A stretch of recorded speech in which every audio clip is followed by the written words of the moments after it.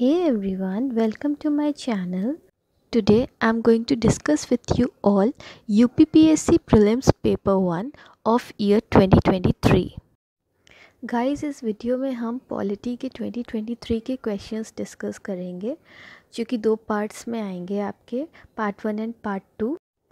So we will go subject wise. हम subject wise चलेंगे तो सबसे पहले हम पॉलिटी के क्वेश्चंस लेके चलते हैं. So let's go through the video. कौन सा provision part of the constitution correctly match नहीं है? ट्रिब्यूनल्स पार्ट 11 जो कि गलत है क्योंकि ट्रिब्यूनल्स आता है आपका पार्ट 14A. ओके, तो फर्स्ट वाला गलत है, फिर भी हम बाकी ऑप्शंस देख लेते हैं. यूनियन टेरिटरीज आपका पार्ट 8 है. ऑफिशियल लैंग्वेज आपका पार्ट 17 है, करेक्ट कर लीजिएगा वहाँ. और शेड्यूल्ड एंड ट्राइबल एरियाज़ आपका पार्ट 10 है. तो all three are correct except the tribunals. Next question. Constitution of India ने इनिशियली परमिट किया था इंग्लिश लैंग्वेज का यूज़ ऑफिशियल पर्पसेस के लिए कितने पीरियड के लिए? तो ऑप्शन में जाने से पहले आपको बता दें, आर्टिकल 343 के अकॉर्डिंग इंग्लिश को ऑफिशियल लैंग्वेज की तरह हम यूज़ कर सकते थे 15 ईयर्स के लिए. कब से? जब से कॉन्स्टिट्यूशन की एप्लीकेबिलिटी हुई, from the date of the applicability of the constitution. इनमें कौन सा आर्टिकल 20 का पार्ट नहीं है? तो आर्टिकल 20 के में आता है protection in respect of conviction for offences, जिसमें 3 क्लॉज हैं. Clause 1, no ex post facto law, no double jeopardy and no self incrimination. तो क्या चीज़ गलत हुई? Option A, that is prohibition against torture. Everyone got it? Okay, now तो आप ऐसे याद रख सकते हैं कि आर्टिकल 20 में 3 क्लॉजेस हैं. Okay. When was the census work done for first time in India? तो आपको बता दें 1865 में गवर्नमेंट ऑफ इंडिया और होम गवर्नमेंट ने इस पे अग्री किया था कि जो पॉपुलेशन सेंसस है वो 1871 में हो. ग्राम सभा के रिकॉर्डिंग क्या ट्रू नहीं है? तो आर्टिकल 234G के अकॉर्डिंग ग्राम सभा अपनी पावर्स और परफॉर्म करती है functions as the legislature of a state by law में प्रोवाइड. मतलब इसकी पावर्स सेंट्रल गवर्नमेंट डिटर्मिन नहीं करती है, इसकी पावर्स स्टेट डिटर्मिन करता है. तो option B is wrong. So it is correct that it has the powers and functions at the village level like state legislature as at the state level. And C is also correct that it is a village assembly consisting of all registered voters in the area of panchayat. But option B is wrong as it determines its functions by the state legislature. Okay, so this is gram sabha. Now the gram panchayat जो होती है वो report provide करती है from the last ग्राम सभा. ठीक है, और जो एग्जीक्यूटिव कमेटी होती है ग्राम सभा की उसको हम कहते हैं gram panchayat. All elections to the panchayats are conducted by. कौन कंडक्ट कराता है पंचायत के elections? That is the state election commission. अगर आपको याद हो तो प्रीवियस क्वेश्चन और ये वाला क्वेश्चन काफ़ी मिलता जुलता है. ओके, आर्टिकल 243K के अकॉर्डिंग स्टेट इलेक्शन कमीशन में एक स्टेट इलेक्शन कमिश्नर होता है जिसे कि गवर्नमेंट के द्वारा अपॉइंट किया जाता है, जो कि रिस्पॉन्सिबल होता है for the electoral rules and conduct of all elections to the panchayat. सो मेनली किसका रूल आ रहा है यहाँ पे? That is the state legislature and the state election commission. Okay, now moving to the next question. हाँ जी, और किस आर्टिकल के according? That is article number 243K, जो कि किससे रिलेटेड है? That is related to the state election commission. Okay, state election commission, state election commissioner, that's all the same.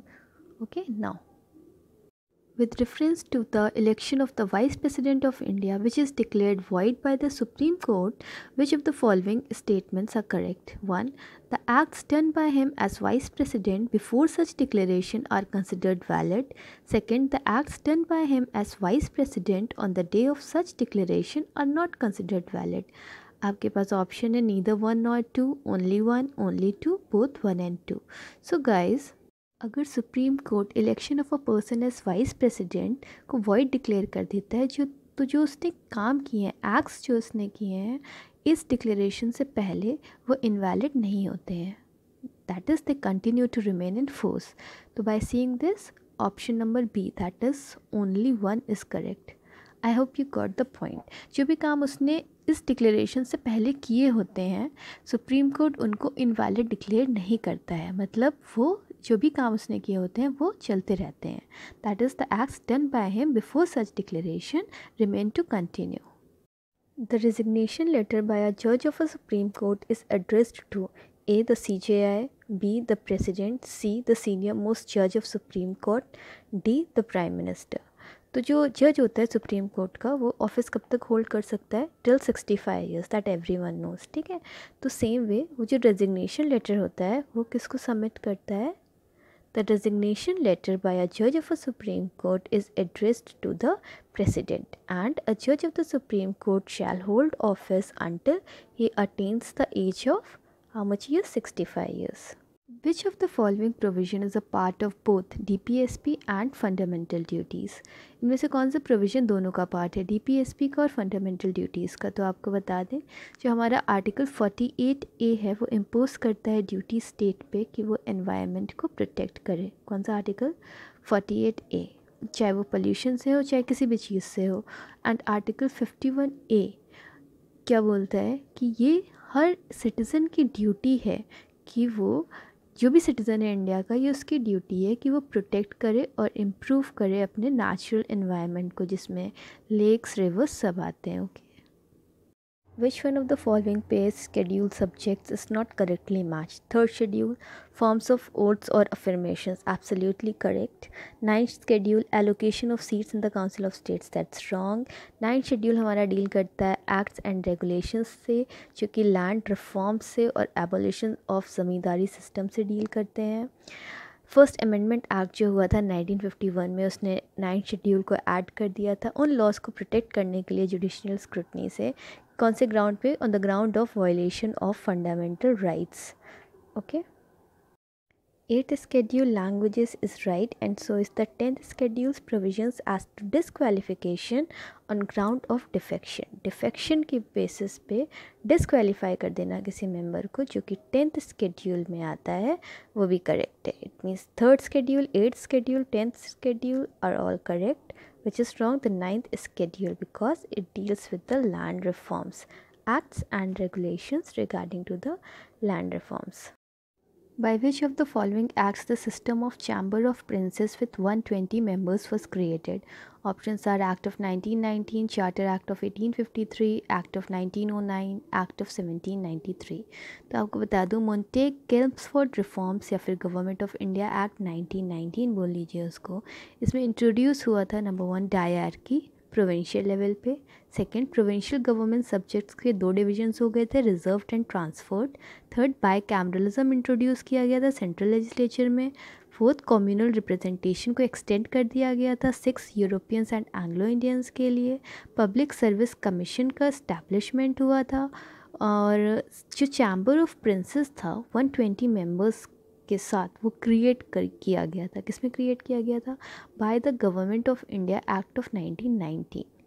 तो which option is correct? That is A, Act of 1919. So by which of the following acts the system of Chamber of Princes with 120 members was created? So the option A, Act of 1919. So guys, this was the part 1 of UPPSC prelims paper polity questions 2023. So if you really liked my channel, please like and subscribe so that it will give motivation to me and I'll make part 2 of this video. Okay, thank you so much. And if any query or any doubt, please comment in the comment section below. Okay, thank you so much.